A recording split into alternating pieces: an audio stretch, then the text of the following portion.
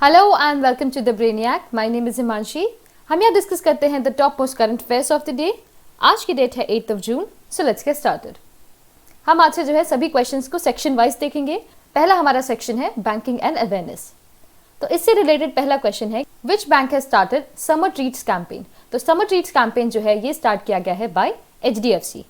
तो HDFC bank ने start किया है समर ट्रीट्स कैंपेन। ठीक है, इसमें ये क्या कर रहे हैं, ये प्रोवाइड करने वाले हैं कई सारे ऑफर्स अपने सभी मर्चेंट्स को और अपने सभी कस्टमर्स को। इसमें ये क्या कर रहे हैं, नो कॉस्ट EMI देंगे, नो डाउन पेमेंट, किसी भी तरीके की डाउन पेमेंट आपको नहीं देनी पड़ेगी। लार्ज अप्लायंसेस खरीदने में काफ़ी सारे भारी डिस्काउंट्स आपको मिल रहे हैं, कैशबैक्स मिल रहे हैं। मतलब इस तरीके की सारी चीज़ों को इन्होंने सम अप किया है एज समर ट्रीट्स कैंपेन। तो जैसे कि हम देख रहे हैं HDFC बैंक ने इसे स्टार्ट किया है। इस बैंक के जो MD एंड CEO है वो है मिस्टर आदित्य पुरी। और इससे रिलेटेड न्यूज़ ये रही है कि इन्होंने HDFC bank safety campaign for social distancing ये इन्होंने स्टार्ट किया था।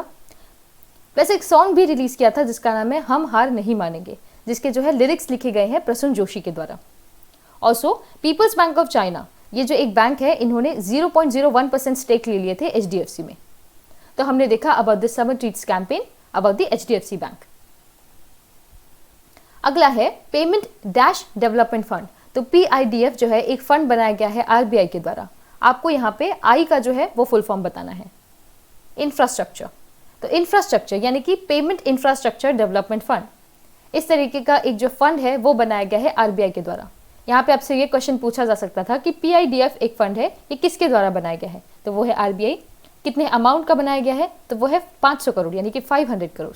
अब अगला सवाल है कि ये किस लिए बनाया गया है, तो ये बनाया गया है to push digital payments nation wide, यानी कि इंडिया में जो है हमें डिजिटल पेमेंट्स को ज़्यादा बढ़ाना है, ज़्यादा इसके बारे में जो है लोगों तक इस चीज़ को पहुंचाना है। तो इसलिए ये किया जाएगा। इस चीज़ को ये करने वाले हैं by encouraging the acquirers to deploy point of sale infrastructure. ठीक है, पॉइंट ऑफ सेल इंफ्रास्ट्रक्चर मतलब एक मशीन जो होती है जिससे हम पेमेंट करते हैं। ठीक है, तो उसी चीज़ को बोथ फिजिकल और डिजिटल फॉर्म में, ताकि सभी जो है मर्चेंट्स वगैरह इस चीज़ को ले सके, एक्वायर कर सके। और क्योंकि ये चीज़ उनके पास होगी तो इस वजह से ज़्यादा लोग जो है डिजिटल पेमेंट करना प्रेफर करेंगे। तो इसीलिए इन्होंने इस फंड को लॉन्च किया है। RBI के गवर्नर हैं वो है मिस्टर शक्तिकांता दास। तो हमने देखा about the payment infrastructure development fund 500 crore का for enhancing the digital payments. अगला हमारा सेक्शन है अपॉइंटमेंट्स का। तो पहला अपॉइंटमेंट रिलेटेड क्वेश्चन है कि who has been appointed as the new chairman of Delhi land and finance limited. तो Delhi land and finance limited के नए चेयरमैन हैं मिस्टर राजीव सिंह। राजीव सिंह जैसे कि हम देख रहे हैं, इन्हें अपॉइंट कर लिया गया है as the new chairman of DLF। इसी के साथ इंपॉर्टेंट नाम है कुशाल पाल सिंह का। He has recently retired from the DLF। ठीक है, करीब 6 डेकेड्स के बाद यानी कि रिटायरमेंट ली है। तो इन्हीं की रिटायरमेंट के साथ राजीव सिंह को भी अपॉइंट किया गया है। तो एक हमने देखा रिटायरमेंट के बारे में और दूसरा हमने देखा अपॉइंटमेंट के बारे में। DLF की बात करें तो ये गुड़गांव बेस्ड एक कमर्शियल रियल एस्टेट डेवलपर है। इसे जो है 1946 में स्टैब्लिश किया गया था और ये एक दिल्ली बेस्ड कंपनी है।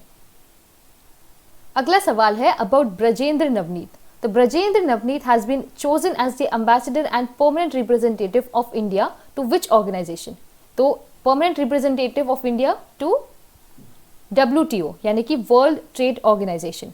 ये काफ़ी ज़्यादा इंपॉर्टेंट एक अपॉइंटमेंट है कि ब्रजेंद्र नवनीत जी को जो है अपॉइंट किया गया है as the ambassador and permanent representative of India to the WTO। और इसी के साथ राजीव टोपनो को अपॉइंट किया गया है as the senior adviser to the world bank. ये दोनों अपॉइंटमेंट्स हमारे लिए इंपॉर्टेंट है। जितने भी इंटरनेशनल अपॉइंटमेंट्स होते हैं वो सभी हमारे लिए इंपॉर्टेंट होते हैं। इसके साथ आपको ये भी पता होना चाहिए कि इंडिया ने recently permanent representative of India to the United Nations को अपॉइंट किया था mister TS Tirumurti. Also recently an Indian American mister Michael Pinto, इन्हें अपॉइंट किया गया था by United States as their permanent representative to IBRD। Also हम यहाँ बात कर रहे हैं WTO की यानी कि वर्ल्ड ट्रेड ऑर्गेनाइजेशन। तो इसे बनाया गया था 1 जनवरी 1995 को। ये हेडक्वार्टर है जेनेवा स्विट्जरलैंड में। इसमें करीब 164 मेंबर्स हैं। यहाँ पे जो इसके डायरेक्टर जनरल है वो है मिस्टर रॉबर्ट एजवेदो। और हम बात कर रहे हैं वर्ल्ड बैंक की, तो इसे फॉर्म किया गया था 1944 को। इसकी जो हेडक्वार्टर है वो है वॉशिंगटन DC USA में और इसके जो प्रेसिडेंट है वो है mister David Malpass. World bank में रिसेंटली अपॉइंटमेंट हुआ था of chief economist Carmen Reinhart का। तो हमने देखा about the recent appointment of Brajendra Navnit and of Rajiv Topno. अगला सवाल है मानुषी शिलर के बारे में। तो she has been a former who, तो she has been a former miss World. Manushi Chhillar के बारे में हम ये सवाल इसलिए पूछ रहे हैं क्योंकि recently Indian arm of the German sports brand Adidas, तो एडिडास का जो इंडियन ब्रांड है, इंडियन ऑफशूट है इसका, उन्होंने अपॉइंट किया है miss Manushi Chhillar the former miss world as their new brand ambassador. देखिए, ब्रांड एम्बेसडर्स हमारे लिए काफ़ी इंपॉर्टेंट होते हैं और इन्होंने अपॉइंट कर दिया है मानुषी छिल्लर को। इसी के साथ इन्होंने वर्ल्ड मेंस्ट्रुअल हाइजीन डे पे यूनिसेफ का साथ दिया था in their red dot challenge to spread awareness about the feminine hygiene. तो मानुषी छिल्लर जो है 2 बार न्यूज में रह चुके हैं, पहला as being appointed for the UNICEF campaign and next as the brand ambassador of Adidas. अगला हमारा सेक्शन है नेशनल का। तो नेशनल न्यूज जो है ये हमारी पहली है कि which minister has launched an e book जिसका नाम है safe online learning in times of कोविड-19। तो ये जो बुकलेट है ये किसके द्वारा लॉन्च की गई है? मिनिस्टर ऑफ एचआरडी के द्वारा। तो हमारे मिनिस्टर ऑफ एचआरडी कौन है? ये है मिस्टर रमेश निशांक पोखरियाल।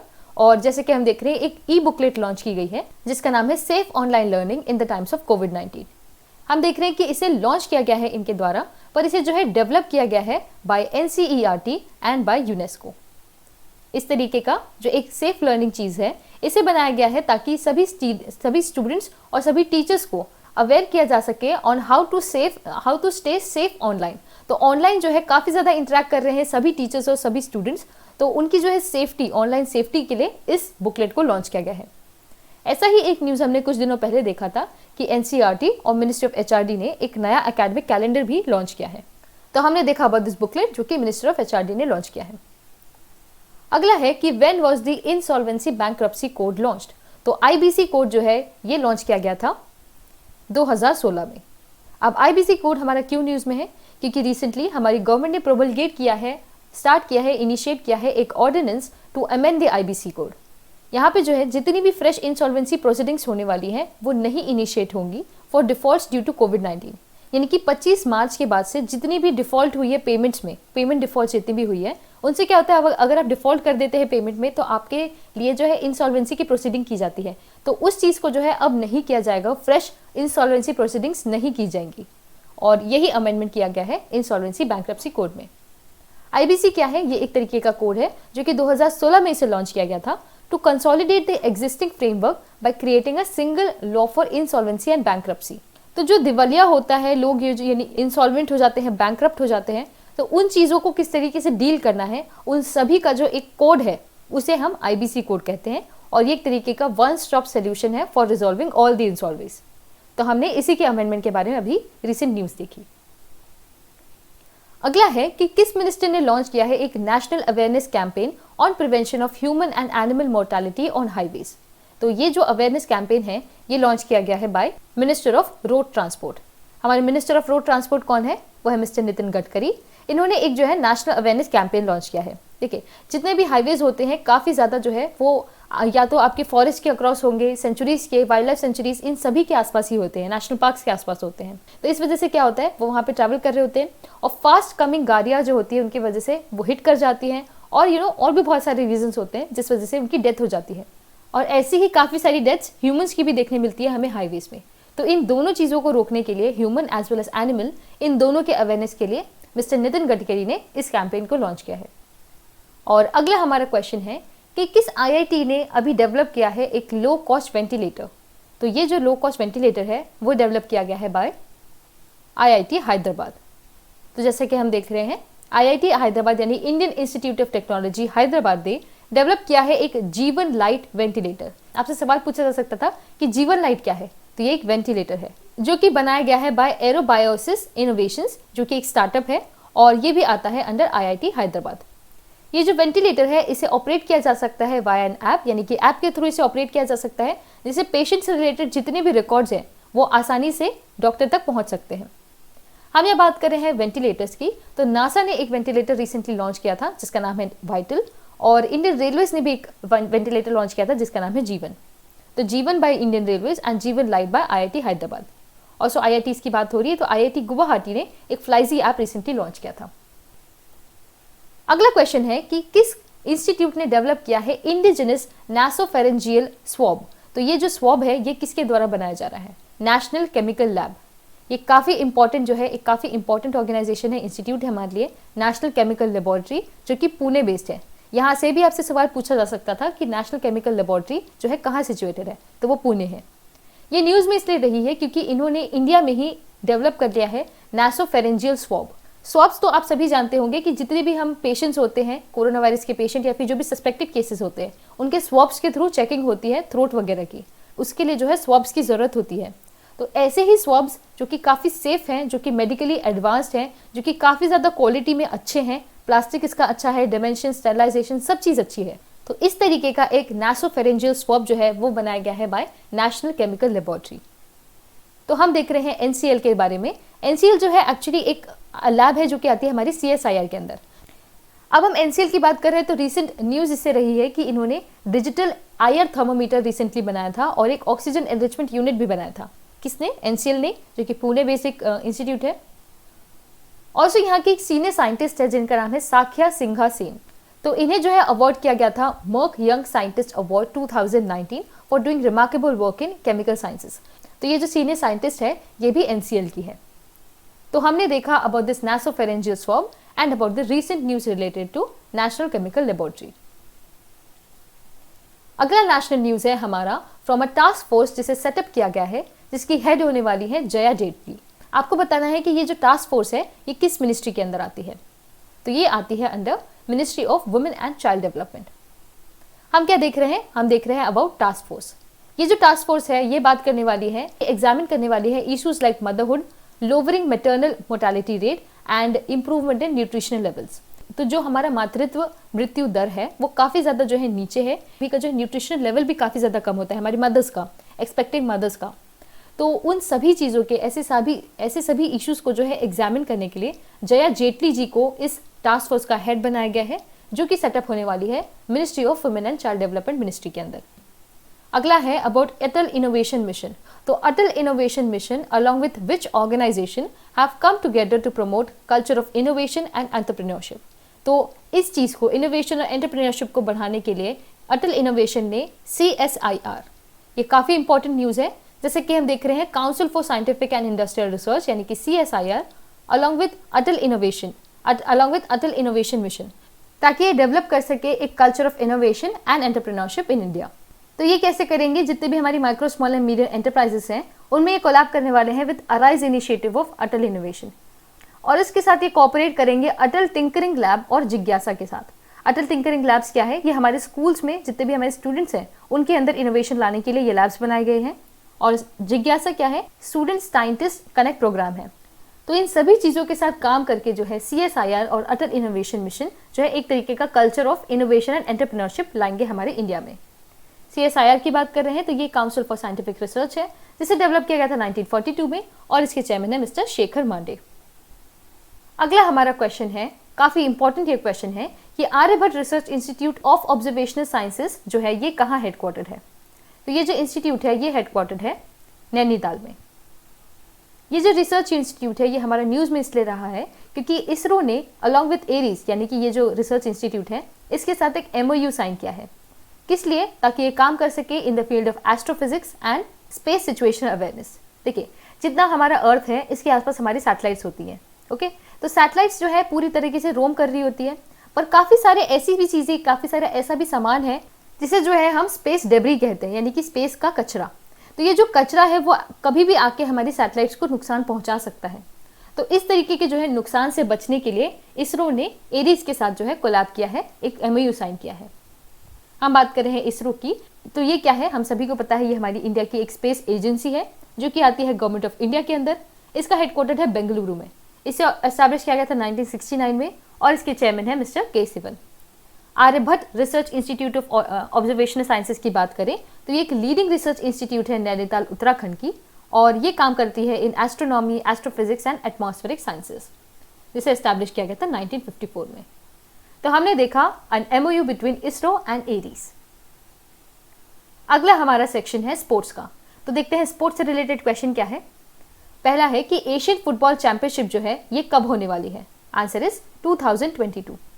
देखिए, एशियन फुटबॉल कॉन्फेडरेशन जो है इन्होंने इंडिया को होस्टिंग राइट्स दे दिए हैं to host the Asian football championships in 2022 in India. ये भी आपसे क्वेश्चन पूछा जा सकता था कि एशियन फुटबॉल चैंपियनशिप ये कहाँ होने वाली है। तो वो इंडिया में होने वाली है और कब होगी, 2022 में। ये पहली बार है कि इंडिया होस्ट कर रहा है इस इवेंट को सिंस 1979। तो लास्ट हमने इस इवेंट को होस्ट किया था 1979 में। एशियन फुटबॉल कॉन्फेडरेशन के बारे में देखें तो it is one of the 6 continental confederations within FIFA and is the governing body of association football in Asia and Australia, जिसे एस्टैब्लिश किया गया था 1954 में। हेडक्वार्टर इसका है कुआलालंपुर मलेशिया में और इसके प्रेसिडेंट है सलमान बिन इब्राहिम अल खलीफा। देखिए, हम यहाँ होस्टिंग राइट्स की बात कर रहे हैं, तो रिसेंटली इंडिया ने होस्टिंग राइट्स अपने खो दिए थे। आपको मुझे कमेंट सेक्शन में बताना है कि ऐसी कौन सी चैंपियनशिप थी जिसके जो है होस्टिंग राइट्स इंडिया ने रिसेंटली खो दिए हैं। तो do let me know in the comment section below. तो हमने देखा अबाउट द स्पोर्ट्स न्यूज़। आगे बढ़ते हैं स्टेट्स के सेक्शन पे। तो पहला क्वेश्चन है कि किस स्टेट ने स्टार्ट किया है थैंक मॉम इनिशिएटिव। तो थैंक मॉम इनिशिएटिव जो है ये लॉन्च किया गया है बाय मध्य प्रदेश। इसमें ये क्या करने वाले हैं, इसमें ये सभी एम्प्लॉयज को कहने वाले हैं कि इन सभी को एक प्लांट की जो है देखभाल करनी है, जस्ट लाइक हर मदर। तो अपनी माँ की तरह इन्हें एक प्लांट को जो है उसकी देखभाल करनी है और इसी इनिशिएटिव का नाम इन्होंने रखा है थैंक मॉम इनिशिएटिव। तो ये क्या है, ये एक तरीके की प्लांटेशन ड्राइव है जो कि स्टार्ट की गई है बाय मध्य प्रदेश गवर्नमेंट और ये इन्होंने अनाउंस किया था वर्ल्ड एनवायरनमेंट डे पे। हम बात कर रहे हैं मध्य प्रदेश की, तो यहाँ के जो चीफ मिनिस्टर हैं कि काफ़ी सारी रिसेंट न्यूज़ रही है, जैसे कि एवरीबॉडी विल गेट एम्प्लॉयमेंट, दीदी व्हीकल सर्विस, जीवन अमृत योजना, जीवन शक्ति योजना, चरण पादुका, FIR आपके द्वार और मध्य प्रदेश पहला स्टेट है to provide mid day meal ration. तो हमने देखा about thank mom initiative and about the recent initiatives of Madhya Pradesh government. अगला सवाल है कि किस स्टेट ने लॉन्च किया है पहला फूड फॉरेस्ट। तो फूड फॉरेस्ट लॉन्च किया गया है बाय केरला। तो जैसे कि हम देख रहे हैं वर्ल्ड एनवायरनमेंट डे पे ही इन्होंने भी एक फूड फॉरेस्ट का इनिशिएटिव लॉन्च किया है, जो कि ये लॉन्च कर रहे हैं tribal belts of Attappadi in Palakkad district. तो पलक्काड डिस्ट्रिक्ट में ये लॉन्च करने वाले हैं as part of the tribal comprehensive development programme. तो इस प्रोग्राम के अंदर इस फूड फॉरेस्ट को जो है लॉन्च करने वाले हैं। फूड फॉरेस्ट एक्चुअली किस बारे में है, तो ये होगा टू प्रोवाइड फूड सिक्योरिटी। तो फूड की सिक्योरिटी प्रोवाइड करने के लिए सभी इनके जो ट्राइबल विलेजेस हैं वहाँ पे प्रोवाइड करने के लिए किया जा रहा है। ऑल्सो केरला जो है पहला स्टेट है to provide internet services to all its citizens. तो ये भी केरला फर्स्ट है। तो हमने देखा about this news. Next question देखते हैं। तो अगला है हमारा छत्तीसगढ़ पुलिस के बारे में। तो छत्तीसगढ़ पुलिस ने लॉन्च किया है स्पंदन इनिशिएटिव। ये किस लिए लॉन्च किया गया है, ये आपका सवाल है। ये लॉन्च किया गया है for mental stress and depression. ये काफ़ी अच्छा एक इनिशिएटिव है जो कि लॉन्च किया गया है छत्तीसगढ़ पुलिस के द्वारा एज अ स्पेशल कैंपेन, जिसमें ये चेक करने वाले हैं mental stress and depression among their personnels. तो उन्हें जो है इसके अंदर इंटरैक्टिव प्रोग्राम दिए जाएंगे, काउंसलिंग की जाएगी, म्यूजिक थेरेपीज, ये सब थेरेपीज प्रोवाइड की जाएगी छत्तीसगढ़ पुलिस के पर्सनल्स को। तो इस इनिशिएटिव का नाम हम क्या देख रहे हैं, उसका नाम है स्पंदन। छत्तीसगढ़ की बात करें तो यहाँ के जो चीफ मिनिस्टर है वो है भूपेश बघेल और यहाँ की गवर्नर है अनुसुईया उइके। तो हमने देखा अबाउट द स्पंदन इनिशिएटिव। तो अब आता है हमारा अवार्ड सेक्शन। इससे रिलेटेड पहला क्वेश्चन है कि who has top the Hurun India art list. तो हुरून इंडिया आर्ट लिस्ट जो है ये टॉप की गई है बाय अनीश कपूर। तो अनीश कपूर जी जो है इन्होंने टॉप किया है हुरून इंडिया आर्ट लिस्ट 2019 को। ये क्या है, ये एक तरीके की लिस्ट है जिसमें 50 इंडियन आर्टिस्ट के जो है काम को पब्लिश किया जाता है, पब्लिक ऑक्शंस में दिया जाता है और उसके बेसिस पे इन्हें जो है रैंक किया जाता है। तो इसी लिस्ट को टॉप किया गया है बाय अनीश कपूर। इन्होंने इस लिस्ट को जो है सेकेंड टाइम के लिए टॉप किया है, दूसरी बार इस लिस्ट को टॉप कर रहे हैं। तो हम देख रहे हैं अनीश कपूर के बारे में। अगर आपसे सवाल पूछा जाए कि अनीश कपूर कौन है, तो ये एक स्कल्प्टर है जिन्होंने रिसेंटली इस लिस्ट को टॉप किया है। नेक्स्ट क्वेश्चन है कि world no tobacco day award 2020 जो है ये दिया गया है socio economic and educational development society, ये एक NGO है, इन्हें दिया गया है। आपसे एक्चुअली सवाल पूछा जा रहा है कि ये जो world no tobacco day award है ये किसके द्वारा दिया जाता है, तो ये दिया जाता है WHO के द्वारा। तो हम देख रहे हैं world no tobacco day award 2020, यानी कि ये अवार्ड दिया जाता है बाय WHO और इस साल जो है ये अवार्ड दिया गया है socio economic and educational development society seeds को, जो कि एक NGO है। तो ये जो NGO है काफ़ी ज़्यादा काम कर रहा है for banning pan masala, gutkha and e-cigarettes in Bihar and Jharkhand. तो यहाँ पे इनके इतने अच्छे इनिशिएटिव्स के लिए ही, इसकी सराहना के लिए इन्हें ये अवार्ड दिया गया है। अब बात करें वर्ल्ड नो टबैको डे की, तो ये कब आता है, ये आता है हमारा 31 मई को। अब आता है हमारा इंटरनेशनल सेक्शन। तो इंटरनेशनल सेक्शन में जो पहली न्यूज़ है वो है अबाउट बांग्लादेश। तो गवर्नमेंट ऑफ बांग्लादेश ने एक ऐप रिसेंटली लॉन्च किया है जिसका नाम है कोरोना ट्रेसर BD।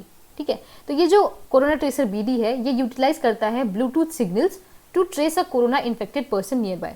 ये समवॉट साउंड करता है हमारे आरोग्य सेतु ऐप की तरह, ठीक है। इसलिए ये ऐप इंपॉर्टेंट है कि इसी के लाइंस में कौन से ऐप को डेवलप किया गया है, किस गवर्नमेंट के द्वारा डेवलप किया गया है। तो वो है कोरोना ट्रेसर बीडी और ये डेवलप किया गया है बाय बांग्लादेश। नेक्स्ट है कि किस कंट्री ने डिसाइड किया है कि वो हमें प्रोवाइड कर रहे हैं करीब 200 million euro to help India for cyclone Amphan. तो साइक्लोन अम्फान की वजह से हमें जो है काफी ज्यादा नुकसान हुआ है, तो उसी के लिए हमें 200 मिलियन कौन दे रहा है? ये दिया जा रहा है बाय फ्रांस। ये किसी तरीके का ग्रांट नहीं है, ये एक तरीके का कंसेशनल लोन है, ठीक है। ये लोन है जो कि हमको दिया जा रहा है by France to fight the pandemic and to help the people who have been affected by cyclone Amphan. France की हम बात कर रहे हैं तो यहाँ की जो कैपिटल है वो है पेरिस और यहाँ के जो प्रेसिडेंट है वो है मिस्टर इमैनुअल मैक्रोन। तो हमने देखा about France and about the 200 million euro loan. Next question है कि where is the city of Norilsk situated. तो ये जो सिटी है ये कहाँ सिचुएटेड है? ये सिचुएटेड है हमारी रशिया में। तो नोरिल्स नाम के साथ साथ आपको जो है अंबरनाया और डाल्डिकैन रिवर, इन दोनों का नाम भी याद रखना है। अब देखते हैं कि न्यूज़ क्या है। देखिए, नोरिल्स सिटी में जो है डीजल और ऑयल का ट्रांसपोर्ट हो रहा था और वहाँ पे एक एक्सीडेंट हो गया जिस वजह से करीब 15,000 टन का ऑयल जो है इस रिवर में पूरी तरीके से फैल गया है। ये इतना बड़ा डिजास्टर है कि रशिया ने recently emergency like situation declare कर दी है और कहा जा रहा है कि ये जिस तरीके का स्पिल है इसे करीब 10 साल लग जाएंगे पूरी तरीके से इसे रिवाइव करने में। इसलिए जो है ये न्यूज़ काफ़ी इंपॉर्टेंट है और जैसे कि हम देख रहे हैं इस तरीके का स्पिल ये हमारे एनवायरनमेंट को बहुत नुकसान पहुंचाने वाला है। जितनी भी हमारी स्पीशीज़ है वहाँ पे उन सभी को नुकसान होने वाला है। तो इस तरीके का जो स्पिल है वो हुआ है इन आर्टिक सर्कल, यानी कि ये जो नोरिल्स सिटी हम देख रहे हैं ये आर्टिक सर्कल में आती है। यहाँ की इस रिवर अंबरनाया डाल्डिकन रिवर, यहाँ पे जो है इस तरीके का स्पिल हमें देखने मिला। तो ये सभी नाम जो है हमारे लिए इंपॉर्टेंट है। तो हमने देखा an emergency like situation in Russia. इसी के साथ हमारा जो है इंटरनेशनल सेक्शन खत्म होता है। अब आता है ऑबिचुरीज। तो पहली ऑबिचुरी है about Pritam Singh who recently passed away. आपको बताना है कि इन्हें जो है कौन सा अवार्ड दिया गया था। तो he has been awarded with Padmashri. हम यहाँ बात कर रहे हैं प्रीतम सिंह के बारे में। तो प्रीतम सिंह को जो है पद्मश्री दिया गया था in the year 2003 for his contributions in the field. तो ये जो है इंडिपेंडेंट डायरेक्टर सर्व कर चुके हैं in several private companies. He has also been an author of 7 books and over 50 research papers, and he is also regarded as the pioneer of management education in India. तो management education के इन्हें pioneer माना जाता है। तो हम देख रहे हैं मिस्टर प्रीतम सिंह के बारे में। अगली ऑबिचुरी है अबाउट वेद मारवा। तो Ved Marwah has not served as the governor of which of the following state? Answer is Assam. देखिए यहाँ पे जो है आपसे नॉट का क्वेश्चन पूछा जा रहा है, यानी कि असम, मिजोरम और झारखंड, इन तीनों के ये गवर्नर रह चुके हैं। वेद मारवा जो है he has been an outstanding civil servant and an able administrator and he has also served as the governor of Manipur, Mizoram and Jharkhand, and as we saw he recently passed away. अगली ऑबिचुरी है about the Bollywood producer mister Anil Suri. Anil Suri जिन्होंने produce की है movies like Karma Yogi and Raj Tilak, and he has also work with Basu Chatterjee in the film मंजिल। तो Basu Chatterjee also recently passed away and the film producer Mr. Anil Suri, he also recently passed away. अगला है senior BJP leader mister Chandrakanta Goyal जो कि mother हैं of Piyush Goyal. तो she also recently passed away. तो हमने ये न्यूज़ देखी about all the related obituaries. Next हमारा सेक्शन है एक्विजिशंस एंड मर्जर्स का। तो इसमें एक ही क्वेश्चन है हमारा जो कि है मुबादला इन्वेस्टमेंट कंपनी के बारे में। इन्होंने जो है 1.85% स्टेक किस कंपनी के ले लिए हैं? तो इन्होंने लिए हैं ऑफ जियो प्लेटफॉर्म्स। तो it is now the 6th investment जो कि जियो प्लेटफॉर्म्स पे होने वाली है। तो मुबादला इन्वेस्टमेंट कंपनी क्या है? ये अबू धाबी की एक सोवरेन फंड इन्वेस्टमेंट कंपनी है जिन्होंने 1.85% जो है स्टेक्स खरीद लिए हैं जियो प्लेटफॉर्म्स में। इसके अलावा Facebook, general Atlantic, silver lake, विस्तार इक्विटी पार्टनर्स और लास्ट हमने देखा था KKR। और इसी के साथ मुबादला इन्वेस्टमेंट कंपनी जो कि अबू धाबी की एक कंपनी है, इन्होंने भी अब 1.85% जो है स्टेक्स ले लिए हैं।